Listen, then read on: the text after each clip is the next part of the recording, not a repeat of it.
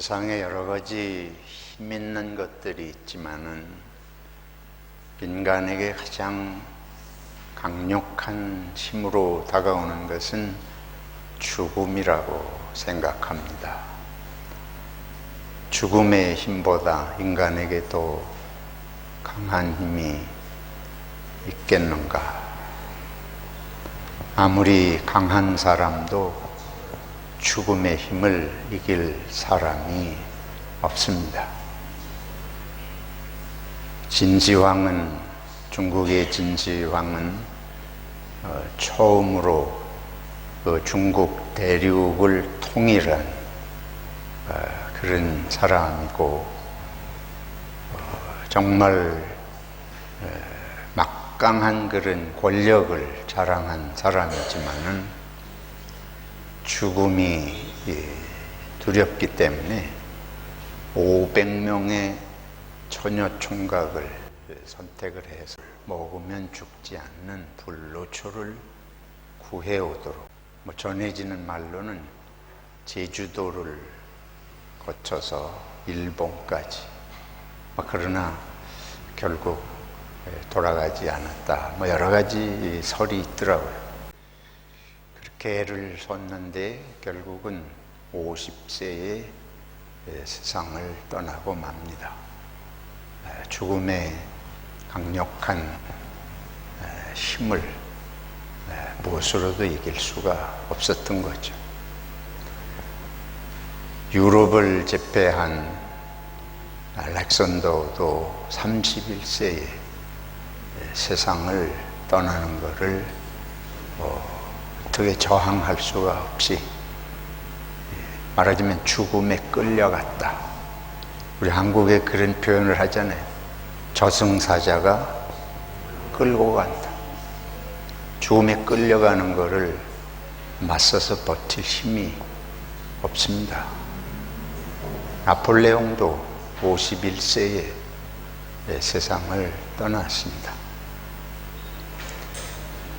살아가면서 저와 여러분들이 수시로 이런 죽음의 위협을 느끼는데, 나이가 들면 점점점 더 그날이 가까운다는 걸 누구든지 외면할 수가 없지요. 예수님께서도 죽음에 대해서 자주 말씀하셨습니다. 예수님이 예루살렘에 3번 올라가셨는데 3번 다 예루살렘 가시기 전에 제자들에게 당신이 죽으실 것을 미리 예고로 말씀을 하십니다. 예수님도 죽음이 두려우셨는가? 예수님도 죽음에 대해서 무엇인가 마음으로 흔쾌히 받아들이기 어려운 그런 것이 있어서 미리 제자들에게 이런 말씀을 하셨는가? 왜 예수님께서 이런 죽음에 대해서 미리 제자들에게 예루살렘 가시기 전에 항상 언급을 하셨는가? 오늘 좀 생각을 해보면 좋겠습니다. 제자들이 예수님이 미리 죽으실 것을 예루살렘에 올라가서 종교 지도자들, 또 동시에 그들이 정치 지도자들이니까 그들에게 많은 고난을 받고 죽을 것이다 말씀하실 때에, 우리가 이미 이전 몇 주간에 걸쳐 살펴본 대로 제자들은 예수님이 그렇게 말씀하시는 걸 이해할 수도 없고 받아들일 수도 없었습니다. 그때 예수님께서 베드로를 향해서 예수님이 그런 일을 당하시는 걸 도저히 받아들일 수 없다고 하는 베드로를 향해서 사탄아 물러가라, 그렇게 꾸짖으시는 걸 우리들이 보았는데, 그거로 보면 예수님께서 죽지 않으시기를 원하신 그런 건 아니에요. 예수님이 죽음이 두려우셨거나 마지못해서 그 길을 가셔야 되는 이런 것 때문에 제자들에게 예루살렘에 갈 때마다 3번을 그런 걸 말씀하신 건 아니신 것으로 보이는데, 그러면 왜 주님께서 이 말씀을 하시는가? 죽음은 모든 인간이 피하고 싶은 것인 만큼 죽음의 가장 깊은, 죽음이 가장 강력한 힘인 것처럼 죽음의 가장 강한 의미가 들어 있습니다. 우리는 이걸 잘 생각해 보고 싶지도 않은 것이지만, 주님께서 제자들도 죽음을 원치 않는, 물론이죠. 예수님이 죽으시는 걸 더더욱 상상할 수도 없는데, 그래서 주님께서 예루살렘에 가실 때마다 죽음에 대해서 다시 생각하도록 일깨우시기 원하신 뜻이 들어 있습니다. 예수님은 사실은 죽기 위해서 오신 분입니다. 죽음을 위해서 이 세상에 오신 것이 우리가 믿는 예수 그리스도입니다. 그래서 산다는 것은 예수님에게는 죽기 위한 것이다. 죽기 위해서 오셨다. 그러면 그것이 예수님에게만 해당하는 것인가? 이제 예수님의 십자가의 고난의 죽음이 우리 인간의 죽음의 문제를 해결하기 위해서 이 세상에 오셨다는 걸 우리가 다 아니까, 그리고 예수님 그렇게 겪으신 그것으로 족하고 우리는 더 이상 죽음에 대해서 아무런 생각을 할 필요가 없는 것인가? 만약 그렇다면 예수님께서 자꾸 죽음에 대해서 얘기하실 필요가 없으실 거예요. 너희들은 죽음에 대해서 생각해 볼 것도 없고 내가 대신 죽으니까 너희는 그냥 살기만 잘 살아라. 그렇게 얘기를 하시거나 그 얘기도 하실 필요도 없이 그냥 대신 죽으시는 것으로 족하겠는데, 그게 아닌 거죠.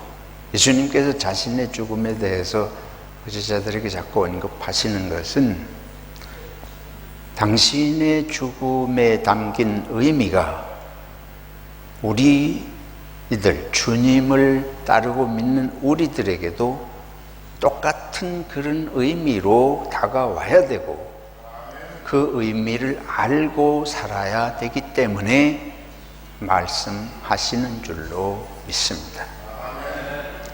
그러니까 삶의 의미를 알려면 죽음을 알아야 돼. 왜 그러냐? 죽음은 삶의 한 연장의 한 부분입니다. 이게 삶과 동떨어진 죽음이 아니고, 죽음과 삶은 모든 생명에게서는 손바닥에 손의 바닥과 손등처럼 삶의 양면이지, 이것은 분리시킬 수 없는 것입니다. 삶을 생각하면 죽음을 생각해야 되고, 죽음을 생각하면 삶을 생각해야 됩니다. 죽음을 생각하지 않고 삶의 바른 의미에 합당한 깨달음도 그렇게 살 수도 없습니다. 죽음이 무엇인지를 모르기 때문에 막 사는 거예요. 죽음을 알아야 막 살지 않고 의미 있게 살 수 있는 것입니다. 근데 진화론에서는 죽음이 의미가 없어요.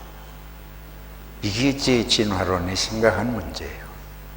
진화론은 죽음은 끝장이고 죽음은 패배고, 왜 그러냐면 적응하는 자, 강한 자가 살아남고 진화하는 거 아니에요. 그러니까 죽는다고 하는 것은 패배한 것이고 온전한 진화를 이루지 못한 거죠. 기독교에서는 죽음이라고 하는 건 무능해서 죽는 것도 아니고 무지해서 죽는 것도 아니고 진화를 못해서 죽는 것이 아니라 하나님이 주신 우리들의 생명은 죽음을 피해서 가는 것이 아니라 죽음을 향해서 가는 것을 예수님께서 말씀해 주시고 있습니다. 그것이 무엇이냐 하면, 제가 지금 진화론을 말씀드렸는데, 진화론에서는 이기는 자가 살아남는 거예요. 그러니까 남을 위해서 산다는 건 궁극적으로 아무 의미가 없습니다. 이기는 자가 살아남는 적자생존, 약육강식 아니에요? 그러니까 남을 위하는 것 같이 할지라도 내가 이기는 한에서 하는 거예요. 내가 지면서 사는 것은 이 진화론은 그거로 끝나는 거니까. 진화론에서는 영생이라는 게 있을 수 없잖아요. 죽으면 그냥 끝나는 거예요. 생명이 진화해서 생겼는데 내세라는 게 뭐가 있어요? 그냥 끝나는 거죠.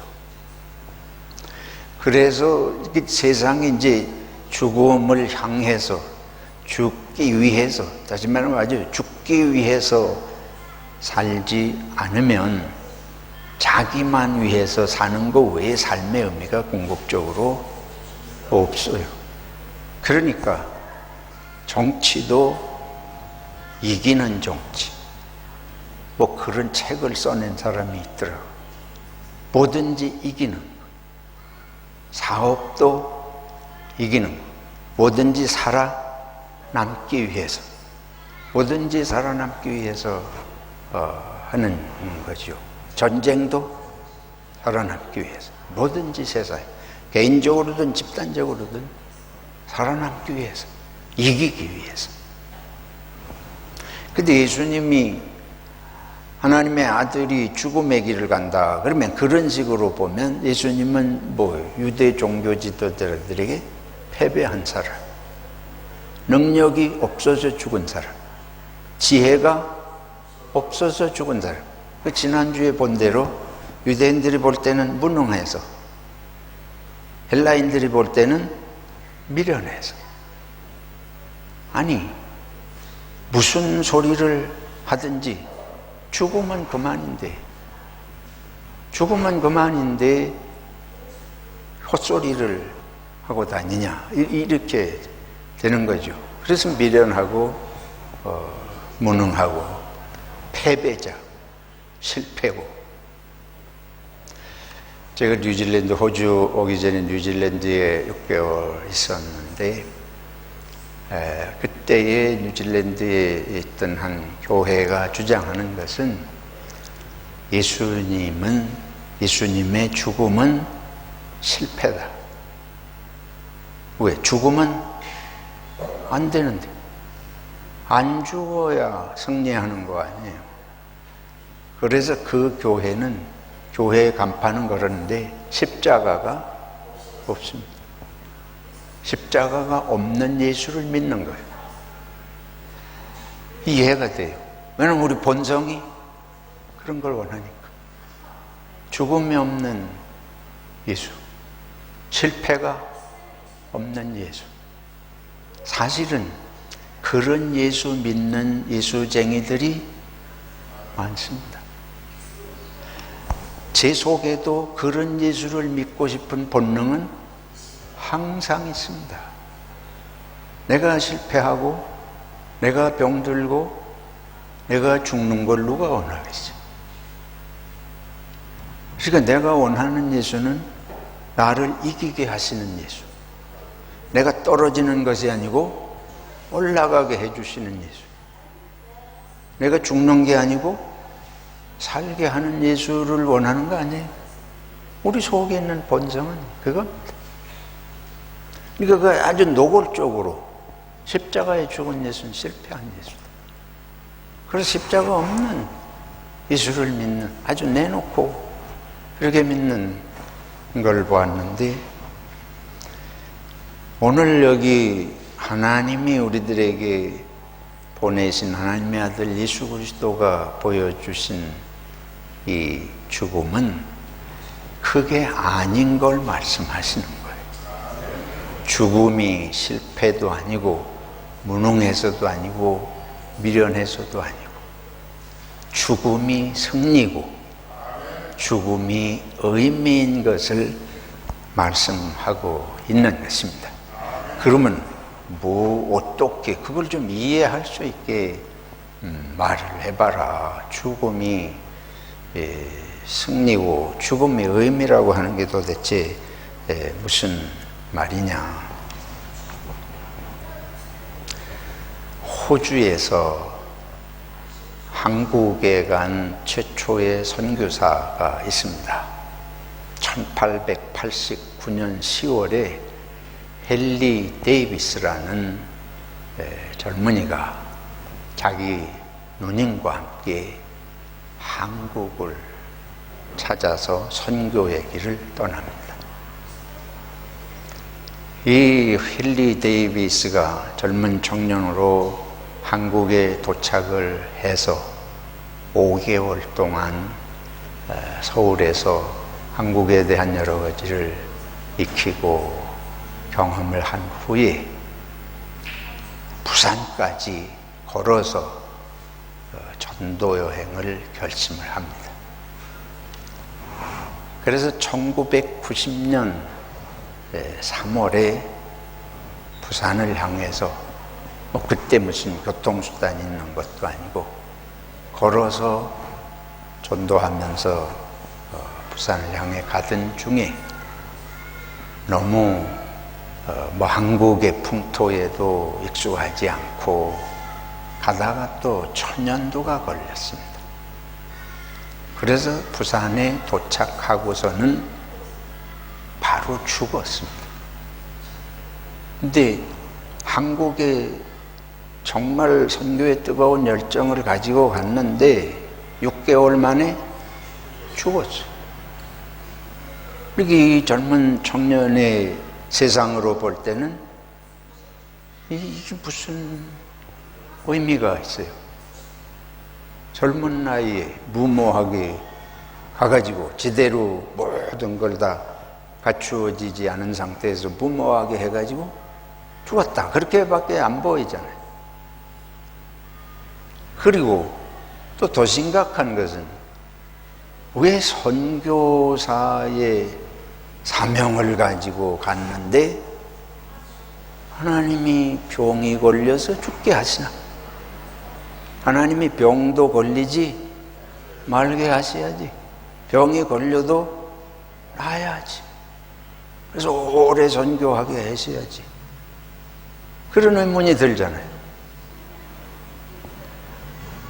그래서 이게 우리 세상에서 그런 이기게 하시는 하나님, 안 죽게 하시는 하나님, 모든 것을 해결하시는 하나님, 우리가 그런 입장에서 보면 이거는 우리가 의심이 드는 거예요. 하나님이 살아 계신가? 하나님 이름 전하러 갔는데. 근데 이제 이 죽음을 놓고 빅토리아에서, 멜번에서 이제 간 분인데, 빅토리아에서 헨리 데이비스의 죽음을 헛되게 할 수 없다.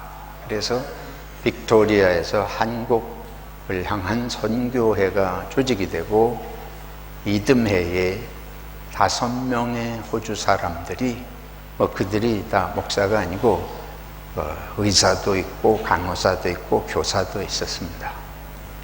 5명이 한국으로 경남지방, 그러니까 헨리 데이비스가 죽은 경남지방을 향해서 선교사로 가고, 그때로부터 130여 년 이후가 지나는 지금까지 약 127명, 130명에 가까운 호주의 선교사들이 한국에 가서 복음을 전하고 한국인들을 돌보는 그런 활동을 하게 됩니다.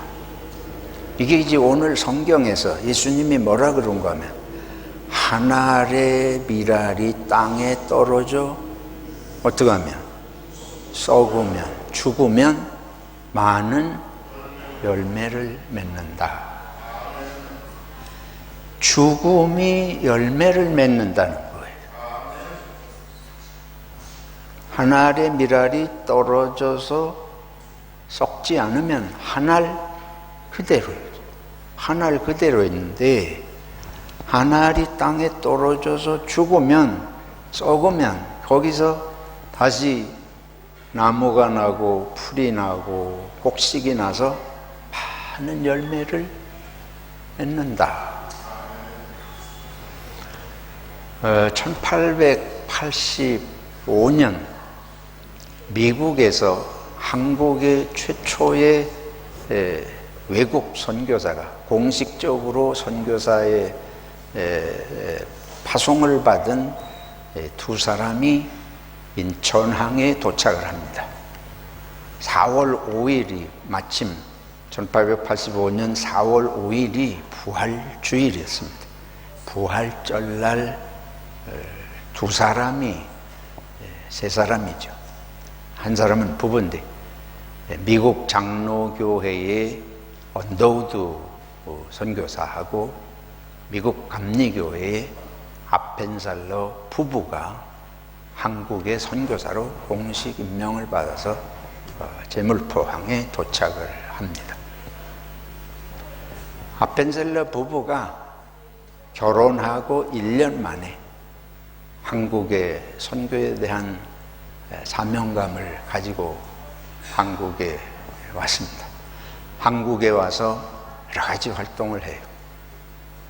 먼저 학교를 세우는 일, 배제학당, 지금 배제고등학교, 배제대학, 배제학당을 세워서 한국인들을 교육을 해야 되겠다. 그런 걸 하고 교회를 세웠는데 최초의 감리교회로 정동제일교회, 한국의 서대문에 있는 정동교회를 세우고 기타 여러 가지 이제 활동들을 합니다. 특별히 젊은이들을 위한 여러 가지 사역들을 하고 성경 번역 사업 같은 것을 이제 하고 그러는데 그가 42살 되던 해에 이 제물포에서 그러니까 서울에서 저쪽 군산 쪽에 무슨 성경 번역하는 그 회의가 있었는데 거기를 참석하기 위해서 가야 되는데 무슨 같은 일행들하고 자기가 일정 때문에 같이 가지를 못하고 이제 혼자서 제물포로 가서 배를 타고 군산을 향해서 갑니다. 근데 이 배가 군산항에 거의 가까이 왔을 때에 다른 배하고 부딪혀 가지고 배가 침몰하게 됐습니다. 이 아펜셀러 선교사가 충분히 살아날 수 있는 그런 상황인데 그때 그 배에 이화여고를 다니는 여학생 2명이 타고 있었어요. 이들이 바다에 빠져서 죽어가는 걸 건지기 위해서 뛰어 들어가지고 그들을 구출하다가 이 아펜셀러 선교사가 42살에 목숨을 잃고 세상을 떠납니다. 근데 그 시신을 아직까지도 찾지를 못했습니다. 그지 서울에 가면 양화진에 선교사 묘지가 있는데 거기에 있는 건 묘비만 있는 가묘고 시신은 그때 바다 속에 그냥 수장되고 만 거죠. 그 자녀가 셋이 있는데 셋이 전부 일생을 한국에서 보내면서 선교 활동을 합니다. 그리고 그 뒤를 이어서 많은 미국의 선교사들이 한국에 와서 복음을 전하곤 했습니다. 그래서 그 한 사람으로 시작된 교회가 2010년에 통계를 보면 약 150만 이상의 감리교인들이 있고, 오늘 또 장로교는 또 장로교대로 캐나다 장로교회, 미국의 북장로교회, 호주 장로교회 여러들이 이제 가서 복음을 전하죠. 근데 우리가 볼 때에 이런 헨리 데이비스의 삶이나 죽음, 또 아펜셀레의 죽음, 그런 것들이 세상적으로 보면 남이 죽어도 내가 살아야 돼요. 뭐 그렇게 어쩔 수 없는 상황에서 꼭 그렇게 안 해도 되는데, 그렇게 이런 죽음, 그래서 세계를 정복하려고 그런 꿈을 꾸던 사람들, 그들이 죽지 않기 위해서 몸부림을 쳤지만 그냥 죽어가는 죽음하고, 이런 것은 스스로 어떻게 보면 스스로 죽음의 길을 자초해서 간 거 아니에요. 지금 예수님께서 이 세상에 오신 것은 세상을 호령하고 정말 영화로운 삶을 살면서 추앙을 받으려고 오신 것이 아니라, 예수님은 제자들에게 자꾸만 죽음을 얘기하지. 근데 예루살렘 갈 때에 왜 꼭 그 말씀을 하시냐? 예수님이 예루살렘에 가시면 제자들이 볼 때는 뭔가 놀라운 일을 일으키실 거로 자꾸 기대를 하는 거예요. 갈릴리 지역에서 기적을 행하시고 병을 고치시고 뭐 여러 가지 하시는 거를 볼 때 이제 예루살렘에 가셔서 이렇게 하시면 등장하실 거예요. 이제 떡이, 오늘날로 말하면 떡이 시작해서 뭔가 이루실 것이다. 그래서 이 마지막 세 번째 예루살렘에 올라가실 때는 그 예수님 나귀를 태우고 다 종려나무 가지를 꺾어서 흔들면서 예수님이 임금으로 예루살렘을 향해서 가시는 그런 의미로 이제 등장하시잖아요. 우리 다음 주일에, 종료주일에 이제 그 말씀이 나오겠는데, 근데 예수님께서 이런 걸 제자들이 기대하고 있기 때문에 일부러 말씀하시는 것입니다. 이 하나님의 나라의 일은 우리가 생각하는 거 보고 거꾸로, 주님은 큰 일을 하시려고 세상이 볼 때 놀라 자빠질 큰 일을 하려고 오신 게 아니고 죽으러 오신 것이다. 그래서 십자가 없는 하나님의 세계가 아니고 당신의 아들이 십자가에 가장 처참한 모습으로 죽으시는, 이게 우리 기독교의 본질 아닙니까? 그렇게 기독교는 죽음을 피해 가려고 하는 걸 말하는 게 아니고 죽음을 넘어서는 걸 말하는 것입니다. 죽음에 참 의미가 있는 걸 알고 죽음 속으로 뛰어드는 것을 기독교는 말씀하는 줄로 믿습니다.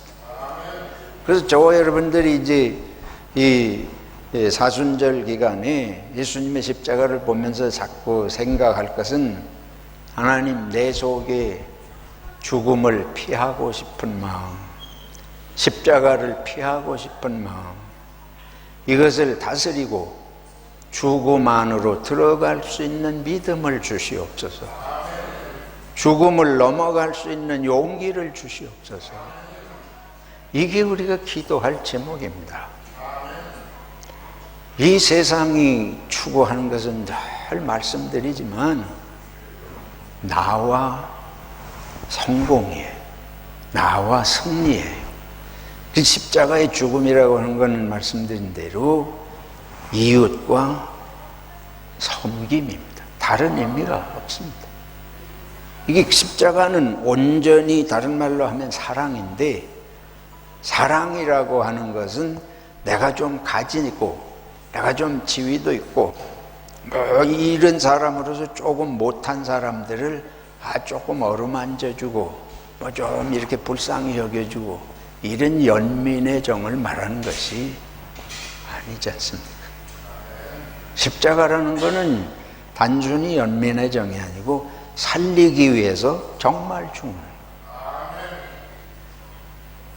그리고 예수님은 나는 높다, 너희들은 감히 따라오지도 못한다, 이런 뭐 태도가 아니고 정말 미천하고 죄인된 우리들을 위해서 죽으시려고. 근데 우리 예수 좀 믿는다 하다 보면 자꾸 착각에 빠져. 저 세상에 망할 인간들, 이런 태도로 한다면 예수님이 보실 때는 누가 그런 존재일까요? 예수님이, 하나님이 보실 때는 우리가 그런 존재 아닙니까? 노아 방주 시절에 사실은 하나님이 다 쓸어버리셨잖아요. 인간이 죄밖에 지을 줄 모른다. 그래서 발생한 게 노아 홍수아니에요. 그래도 하나님은 다시 살리셨습니다. 새롭게 되게 하시기 위해서 노아 일가를 다시 살리시고 다른 동물들을 다 살리시고 하셨는데, 예수님은 아예 우리 모든 인간을 더럽고 추하고 죄로 죽을 수밖에 없는 우리들을 단순히 죽어 없어지는 것 정도가 아니고 다 지옥불에 들어가야 할 우리들을 위해서 십자가를 지시려고 오셨는데, 예수님께서 내가 저런 썩어 죽을 죄덩어리들을 위해서 내가 십자가를 지고 죽어야 되나. 예수님이 그런 마음을 품으셨다면 그렇게 하시겠어요? 그렇게 하시지도 않거니와 그것은 참 사랑이라고 볼 수도 없는 거예요. 근데 우리 속에는 그런 마음이 있습니다. 항상 조금 다른 사람 보면 늘 뭔가 부족한 걸 찾아가지고 내 우월감을 만족시키려 하고, 조금 뭐 못된 사람 보면 이 마음 속에서 그렇게 보는, 이게 습관화되어 있어요. 제 속에, 우리 본성 속에 그게 아주 배어 있습니다. 예수님은 이런 우리들을 아시면서 이런 걸 뿌리부터 뽑으시고, 예수님이 십자가를 지으시고 우리를 구원하신 건 우리가 그냥 단순히 오래 사는 인간을 만들어 주시려는 것을 원하신 게 아니고, 이런 마음이 없는 정말 사랑하는 마음의 그런 평화의 세계를 이루시길 원하신 줄로 믿습니다. 그래서 우리가 이 고난 예수님의 십자가를 생각할 때는 내 속에 그 예수님의 마음이 생겨야 되겠다. 그래서 이게 조심해야 돼요. 이 보수적인 신앙을 자랑하는 사람들이 그걸 자기들의 신앙의 우월감으로 생각을 합니다. 신앙을 또 우월한 신앙이 있다고 생각을 해요. 종교가 또 우월한 종교라고 생각해요. 우리 기독교에서도 무슨 감리교가 우월하다, 장로교가 우월하다. 아니, 예수 외에 무슨 세상에 그런, 저는 예수님 자신이 우리를 향해서 우월하다는 생각을 난 품으시지 않으신 분이라고 생각합니다. 근데 그런 생각 품는 자체부터, 그때부터 벌써 인간 세상은 평화로운 세상이 될 수 없는 거예요. 이걸 극복해야 참 평화가 뭔지가 시작이 되잖아요. 이 꿈 같은 거지만. 그래서 세상에서는 이런 것들이 불가능하니까 우리가 죽어야 새로운 생명이로, 그리스도 예수 안에서 새로운 피조물로, 그래서 이 본성이 사라지도록, 이게 우리 기도 제목입니다. 그래서 예수님이 섬기는 마음, 정말 섬기는 마음을 주시옵소서. 세상에서 그 가장 비슷한 마음은 어머니의 마음이에요. 어머니는 그런 마음을 가지고, 모든 어머니들은 자기 자식이 아무리 못나고 부족한 것 같아도 어머니에게는 그런 게 없어요. 이 사랑만이 못났다 뭐했다 이런 마음을 극복할 수 있는 진정한 마음인 줄로 믿고, 우리의 사명은 거기 있습니다.